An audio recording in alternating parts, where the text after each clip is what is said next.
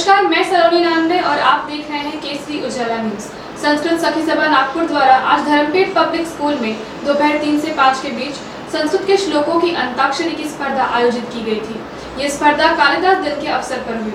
इस स्पर्धा में संस्कृत भाषा के विदुषी स्त्रियों ने भाग लिया, जिन्हें 2 गटों में विभाजित किया गया था। दोनों गटों को कालिदास के लिखे गए नाटकों के श्लोकों पर आधारित प्रश्न पूछे गए और सबने पूरे उत्साह से हर प्रश्न का उत्तर दिया। आइए जानते हैं संस्कृत सखी सभा नागपुर की संस्थापिका डॉक्टर विजया विलास जोशी का इस पर क्या कहना है। नमस्ते सारे श्रोताओं को मेरा प्रणाम। मैं संस्कृत सखी सभा नाम के समूह की संस्थापिका हूँ। वैसे तो यह व्हाट्सएप गण है, पर हम ऑफलाइन और ऑनलाइन दोनों प्रकार के कार्यक्रम आयोजित कर रहे हैं। 7 साल से यह उपक्रम हम लगातार लेते रहे हैं और अंत्याक्षरी, संस्कृत अंत्याक्षरी, जैसे कि मराठी अंत्याक्षरी और हिंदी अंत्याक्षरी लोगों को मालूम है, वैसे ही संस्कृत भाषा में भी श्लोकों की और सुभाषितों की अंत्याक्षरी हो सकती है। यह विचार जब मेरे मन में आया, तब उस क्षण मैंने यह निर्णय लिया कि हमारी जो समूह की सदस्य है उनसे बातचीत करेंगे और उनसे बातें करते हुए मैंने यह तय किया कि ऐसी अंत्याक्षरी हो सकती है। मुझे बताते हुए बहुत आनंद हो रहा है कि पहले ही साल इस अंत्याक्षरी के लिए 27 सदस्य समाविष्ट हो रही थी और उन्होंने अपने गण, जैसे आज आपने देखा कि यहाँ 2 गणों में यह स्पर्धा हो गई और इस स्पर्धा में पहले हम पुस्तक के रूप में बख्शीश पारितोषिकें दे रहे थे। अब इस साल से वृक्ष संवर्धन का पर्यावरण विषय जो अभियान चल रहा है, इसलिए इस साल से हमने वृक्षों का चयन किया और वह सभी आयुर्वेद शास्त्र के अनुसार और लोगों की जो सदस्य शामिल थी स्पर्धा के अंतर्गत दोनों गणों में, उनके राशियों के अनुसार हमने इन वृक्षों का, अंकुरों का चयन किया है। अब वे अपने घर में या आंगन में इन वृक्षों का संवर्धन करेगी और पर्यावरण के लिए एक अलग प्रकार का संदेश लोगों तक पहुंचाएगी। प्रश्न है यह। पहले से भी हम बहुत सारे उपक्रम लेते आए हैं।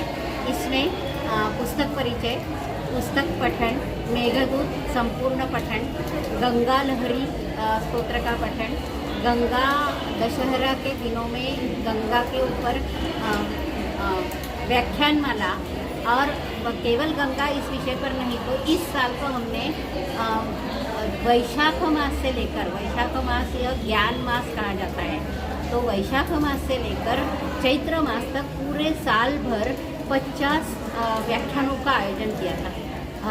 प्रत्येक मास में पहले मास में 10 व्याख्यान हुए और आखिरी मास में भी 10 व्याख्यान हुए, बीच में थोड़े कम ज़्यादा होते रहे। तो इतनी सारी सखियाँ हमारे गण की सदस्य है, दूसरे गांवों में या देशों में भी रहती है, वहाँ से भी उन्होंने ऑनलाइन व्याख्यानों में अपना सहभाग किया और उनके सहकार्य से हमने इन 50 व्याख्यानों का उपक्रम इसी साल लिया था और अग्रिम साल में भी इसी प्रकार का अलग अलग से विषय देकर व्याख्यानों का आयोजन किया जाएगा। कभी कभी व्याख्यानों का आयोजन ऑफलाइन, मतलब ऐसे आज जैसा अपना कार्यक्रम इस हॉल में, सभागृह में हुआ, इस प्रकार से अंत्याक्षरी का उपक्रम होता है।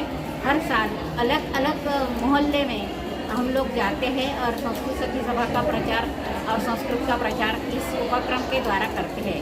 और जैसे कि गीताक्षरी नाम का एक अंत्याक्षरी का उपक्रम पिछले साल दिया था, अगले साल भी वो होने वाला है। वह होता है दिसंबर मास में, जब गीता जयंती उत्सव आता है उस दिन होता है, और अगले साल भी होगा। इस साल जो लिया उसमें 7 गण थे और 7 गणों की स्पर्धा गीता के श्लोकों के ऊपर हुई थी। अब अग्रिम साल में इस प्रकार का गीताक्षरी का भी आयोजन किया जाएगा। ये भी स्पर्धा है और स्वगत स्पर्धा भी हमने ली है और कथा कथन स्पर्धा आगे लेने वाले हैं। संस्कृत कथा कथन स्पर्धा में ऐसी ही सखियों का सहभाग रहेगा और नाट्य वाचन स्पर्धा और इस प्रकार से काव्य गायन स्पर्धा और संस्कृत दिन के उपलक्ष्य में हम लोग संस्कृत कीर्तन लेने वाले हैं। कीर्तन का आयोजन होने वाला है और हर साल इस साल 8वां वर्ष होगा। 7 साल से हम PhD प्राप्त विद्यार्थिनियों का सत्कार करते हैं और उसी प्रकार मातृदिन के उपलक्ष्य में संस्कृत ज्येष्ठ जो सखी होती है